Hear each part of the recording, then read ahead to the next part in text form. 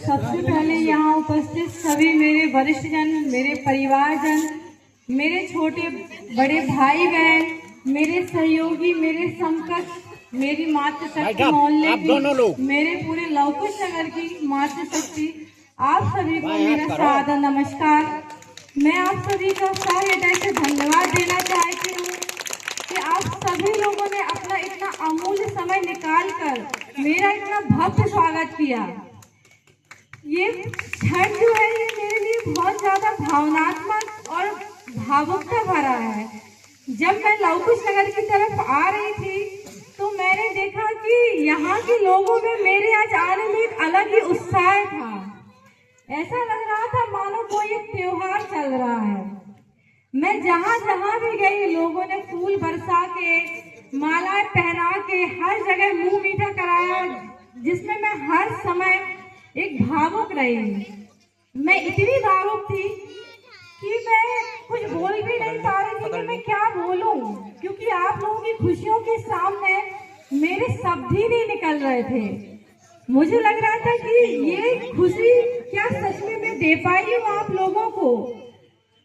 तो सबसे पहले मैं आप सभी का आभार व्यक्त करती हूँ। आप लोगों ने बहुत जोरों शोरों से मेरा स्वागत किया, जिसकी मैंने कभी कल्पना भी नहीं की थी।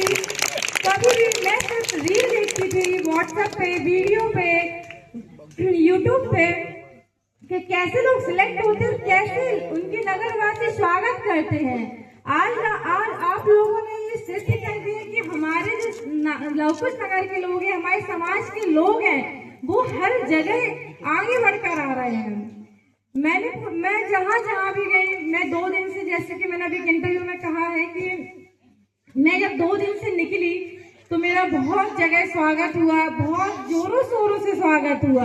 मैं आप सभी का आशीर्वाद पाकर, आप सभी की दुआओं को पाकर मैं बहुत बहुत धन्य हूँ और मैं सादर नमन करती हूँ हमारे पूरे समाज, पूरे लवकुश नगर के वासियों को कि मेरा धन्यवाद स्वीकार करें सब आप लोग। मुझे लगता है कि ये जो सफर है मेरा, काफी उतार चढ़ाव थे मेरे संघर्ष में। मैं पिछले कम से कम मैंने बीटेक किया, वो भी मैंने बाहर से किया है। मुझे 10 से 12 वर्ष हो गया है अपने घर से निकले हुए, और अगर तैयारी इसको कहा जाए तो तैयारी के लिए मेरे 10 वर्ष हो गए। ये जर्नी जितनी आसान दिखती है, आज मैं आप लोगों के साथ खड़ी हूँ। आप लोगों ने केवल मेरी सफलता देखी है और मेरी असफलता केवल मैंने देखी है और मैंने उसको स्वीकार भी किया है। मेरा ये चौथा साक्षात्कार था। एक उम्मीद थी कि मेरा इस बार हो जाएगा और फाइनली मैंने कर दिखाया। जिस सपने को लेकर मैं यहाँ से निकली थी, जब मैंने 2016 में तैयारी की, मैं अपने घर से निकली तो मैंने सोच के निकली थी कि जब भी यहाँ आऊंगी, जब भी मेरा दृढ़ संकल्प एक मैंने जो रखा था मैं उसे पूरा करके ही लौटूंगी, भले ही कुछ हो जाए। और आज मैंने वो कर दिया।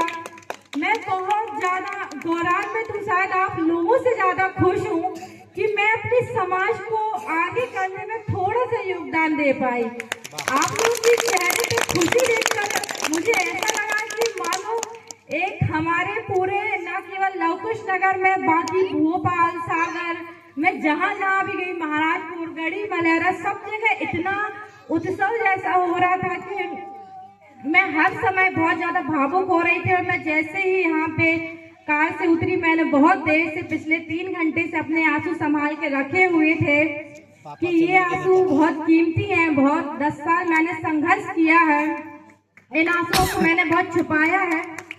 बहुत मुश्किल होता है कि जब हम असफल हो जाते हैं और अपने आप को संघर्ष करते हैं। हमें कई बार लोगों को लगता है कि तू बाहर रह रही है, बहुत अच्छी जिंदगी जी रही होंगी, लेकिन बाहर रह के अपने आप से हर रोज लड़ना ये बहुत बड़ी चुनौती होती है। आपका परिवार के साथ आप रह रहे हैं तो आप अपने आप को खुश नसीब समझिए, क्योंकि परिवार के साथ जो खुशी है वो कहीं नहीं है। मैंने पिछले 10 वर्ष में हर दिन खुद से संघर्ष किया है। मेरे परिवार ने खुद मेरी असफलता को स्वीकार किया, हर बार उन्होंने मुझे मोटिवेट किया। जैसे कि मेरे पिताजी ने कहा था अभी कही कि जब मेरा रिजल्ट आया इस बार भी, तो मैं इतना ज्यादा भावुक थी कि मैं सबसे पहले मेरा रिजल्ट 7:05 पर आया। मैं लाइब्रेरी में थी और एक मैसेज आता है कि रिजल्ट आ गया है। तो मैंने बाकी में से मैसेज देखा। मैं जैसे ही लाइब्रेरी से निकली मैंने देखा मेरा डीएसपी के पद पे चयन था, और जैसे ही मैंने ये देखा तो मेरे ना रुकने वाले आंसू गिरने शुरू हो गए, और आधे घंटे में इतना रोई, ऐसा लगा जैसे सैलाब आ गया है जिसे आप संभाल ही नहीं सकते। मैंने सबसे पहला कॉल मेरे पिताजी को किया। मैं ऐसे पिता को भी बहुत धन्यवाद करना चाहती हूँ कि जिन्होंने मुझे हर समय खड़ा किया, अपने सपने को मेरा सपना बनाया, मेरे सपने को अपना सपना बनाया। जब मैंने पिताजी से कहा, पिताजी मैं कुछ नहीं बोल पाई, इतना भावुक क्षण था कि मेरे तो शब्द ही नहीं निकल रहे थे। मैंने कहा, मैं सिर्फ रोई, बहुत रोई। तो मेरे पिताजी को लगा कि शायद मेरा सिलेक्शन नहीं हुआ है, तो उन्होंने मुझे फिर से ढाढ़स बंधाया कि कोई बात नहीं बेटा, नेक्स्ट टाइम हो जाएगा। और मेरे लिए सबसे ज्यादा भावुक क्षण था कि मैं फिर से और रोई कि धन्य है ऐसे पिता जो असफलता पर असफलता मिलने के बाद भी अपनी बेटी को हमेशा सफलता की ओर बढ़ाते हैं। मेरी इस जर्नी में मेरी माताजी, मेरे पिताजी, मेरे भाई, मेरी बहनें, मेरे भाभी, मेरे पूरा परिवार का बहुत योगदान रहा। आज मैं इस पद पर पहुंची हूँ। ये जब मैं रैली में थी या मैं कहीं भी थी, मुझे मेरे पूरे 10 साल याद आ रहे थे। ऐसा लग रहा था कि मानो मैं प्रेजेंस यहाँ पे हूँ, लेकिन मेरा माइंड फ्लैशबैक में चल रहा है। हर समय ये चला कि कैसे हर बार गिर के मैंने रीस्टार्ट किया, क्योंकि सबसे मुश्किल काम मुझे लगता है रीस्टार्ट करना।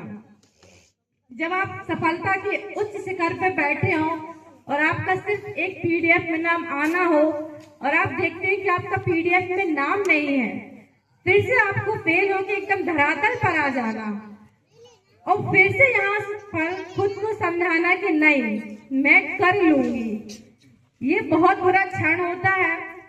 इसके 3 बार के अनुभव मुझे रहे हैं, जो कि मेरा पूरा परिवार जानता है। मैं जानती हूँ कि मैं कितना इस चीज के लिए संघर्षरत रही हूँ। हर दिन खुद से एक वादा किया, हर दिन खुद में एक उत्साह जगाया कि कोई बात नहीं, अगली बार पक्का हो जाएगा, अगली बार हो ही जाएगा।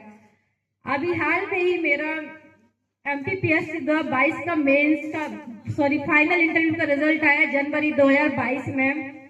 मुझे उसमें बहुत ज्यादा उम्मीद थी कि मेरा फाइनल सिलेक्शन हो जाएगा, लेकिन मैंने जब पीडीएफ देखी 18 जनवरी को, मेरा रिजल्ट में नाम भी नहीं था। मैं लाइब्रेरी में पढ़ रही थी, मैं बाहर निकली, मैंने एक आधे घंटे केवल मेरे घर वालों से बात की। बहुत आंसू आ रहे थे, लेकिन मैं रोई नहीं, क्योंकि मुझे पता था कि ये असफलता मेरी बहुत जल्द मेरी सफलता में बदलने वाली है, जो कि हुआ भी। और उस दिन मुझे याद है कि जब मैं 2022 का मेरा एमपीपीएससी का रिजल्ट आया और मैं फेल हुई, तो मैंने उस दिन जलेबी खाई थी और खुद से ये प्रण लिया था कि अगला जिस दिन भी रिजल्ट आएगा उसमें मयंका चौरसिया का नाम होगा और मैं जी भर के मिठाई खाऊंगी। और मेरे नगरवासियों ने मुझे इतनी मिठाई खिलाई कि अंततः मुझे मिठाई खाने से मना करना पड़ा कि आप लोग प्लीज आप बस कीजिए, बहुत आप लोगों ने मीठा खिलाया।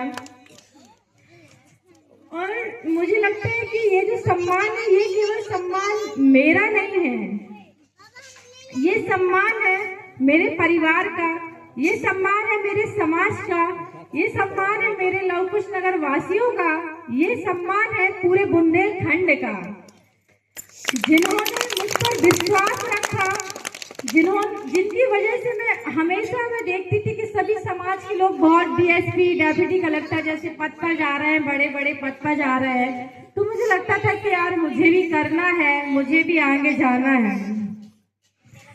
और अब यकीन मानिए मैंने इस चीज इसके लिए बहुत मेहनत की है, बहुत ज्यादा। मैंने इस 10 साल में अपने आप को बहुत तोड़ा है, फिर उठी हूँ, फिर गिरी हूँ, फिर उठी हूँ।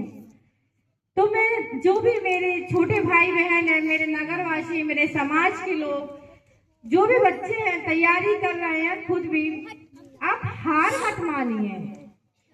क्योंकि क्या होता है, आपके मन में जब कभी ख्याल आता है कि मुझे छोड़ देना चाहिए, तो आप यकीन मानिए उस दिन से मुझे लगता है कि आपकी जर्नी बिगिन होती है, फिर से शुरुआत होती है एक नई जर्नी की। हालांकि मुझे इस जर्नी में कभी ख्याल ही नहीं आया कि मुझे छोड़ देना चाहिए, क्योंकि मैंने अपनी जर्नी में कभी ऑप्शन नहीं रखा। मुझे पता था, मेरा विजन बहुत क्लियर था।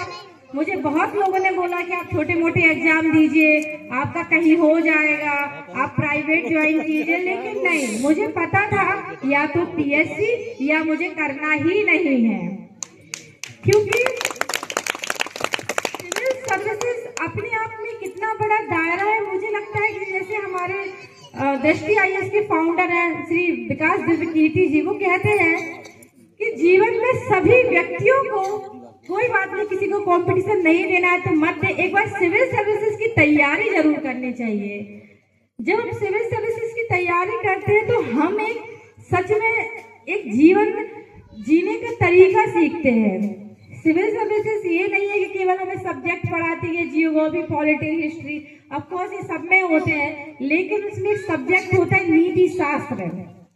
ये मेरा बहुत फेवरेट सब्जेक्ट रहा है, और इस सब्जेक्ट को पढ़ने से आप यकीन मानिए आपको जीवन जीने का पूरा तरीका समझ आ जाता है। आपको लगता है, आपको ये समझ आता है कि आपको अपने बड़ों के साथ, अपने छोटों के साथ, अपने समकक्ष लोगों के साथ कैसे उठना है, कैसे बैठना है, समाज में कैसे जाना है, किससे क्या बोलना है, ये बहुत अच्छे से आ जाता है। मेरे बहुत सारे भाई बहन हैं जो कि सिविल सर्विसेज के साथ तैयारी कर रहे हैं। मैं उनसे सिर्फ यही बोलूंगी, प्रयास कीजिए, क्योंकि पता नहीं हमारा कब प्रयास अंतिम रूप से सफलता में बदल जाए, ये हमें पता ही नहीं चलता है। अपने आप को हर दिन खड़े कीजिए, उठिए, गिरिए, क्योंकि मुझे लगता है कि संघर्ष जीवन है और जीवन ही संघर्ष है। मैं बोलना चाहूंगी कि सबसे ज्यादा मेरी जर्नी में जो योगदान था वो तो मेरे परिवारजनों का था ही। ये हमारे परिवार के सभी लोग, एक नहीं कि मैं मेरे पिताजी को बोलूं, माताजी को बोलूं या मेरे भाई बहन को, मेरे पूरे परिवार की बहुत खास विशेषता है कि ये मेरे पीछे एक ढाल बन के खड़े रहे। मैं जब भी असफल होती, जब भी मुझे लगता कि मेरा कभी कभी ऐसा होता था कि मैं बहुत टेंशन में आ जाती थी कि पता नहीं इतना बड़ा सपना देखा है तो क्या मैं पूरा कर पाऊंगी कि नहीं कर पाऊंगी, तो मैं अपने परिवार में किसी को भी कॉल कर लेती थी। ऐसा नहीं है कि मम्मी को ही करना है या पिताजी को, किसी को भी, तो सब बोलते थे अरे नहीं, छोड़ना नहीं है, हमें पता है तुम कर लोगी। और जब आपके परिवार का कोई इंसान ये बोल देता है ना कि हमें पता है आप कर लोगी, तो यकीन मानिए लाइब्रेरी में अंदर जाके आप 2 घंटे एक्स्ट्रा पढ़ाई करते हैं, क्योंकि आपको पता होता है कि आपकी जो बैठ है वो इतनी मजबूत है कि आपको कभी गिरने ही नहीं देगी। मैं 10 साल से तैयारी कर रही हूँ, मैंने बहुत अनुशासन रखा, बहुत कंसिस्टेंसी रखी।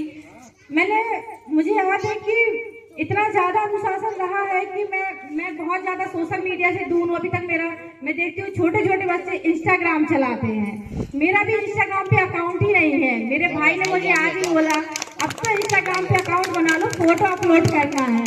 मैंने कहा जब मैं सारी चीजों से फुर्सत हो जाऊंगी तब बैठ के मैं अकाउंट बनाऊंगी सोशल मीडिया पे। मेरी फेसबुक पे आईडी है लेकिन उसको मैं कभी नहीं चलाती, व्हाट्सएप पे मेरा बहुत कम रहा है। तो आप सिंसियरली अगर तैयारी करना चाहते हैं तो सोशल मीडिया से बहुत दूरी बना के रखिए। मैंने तो सोशल मीडिया, सोशल डिस्टेंसिंग दोनों का बहुत पालन किया। मुझे याद है कि मेरे मोहल्ले में बहुत सारी शादियां हो गई हैं और मेरे रिश्तेदारों में बहुत सारी शादियां हो गई, मेरे मित्रों की शादियां हो गई, सहेलियों की शादियां हो गई। मैं किसी की शादी में नहीं आई हूँ क्योंकि मुझे लगता था कि मैं शादी में जाके करूंगी क्या, अपनी पहचान क्या दूंगी, कौन हूँ मैं, कौन जानता था मुझे। मेरा एक दृढ़ संकल्प था कि जब तक मेरे सब टाइटल नहीं होगा मेरे नाम के आगे, तब तक मैं सोशल डिस्टेंसिंग बहुत ज्यादा समाज से, रिश्तेदारों से ना मैं घुली मिली, ना ही मैंने कभी सोशल मीडिया अकाउंट यूज किया है। तो जो भी अभ्यर्थी हैं या आप जो भी काम कर रहे हैं, ऐसा नहीं है कि बात एक कंपटीशन की हो रही है, बात एक एग्जाम की हो रही है, बात एक जिंदगी की हो रही है। आप कुछ भी करिए, आप अपने आप पे विश्वास बहुत रखिए। आपको पता होना चाहिए कि आप जो कर रहे हैं वो सही है। भली दुनिया आपको ये बोले कि नहीं नहीं ये गलत है, आप क्यों कर रहे हैं, नहीं करना चाहिए, छोड़ देना चाहिए, नहीं। यदि आपको लगता है कि सही है तो आप मानिए कि वो सही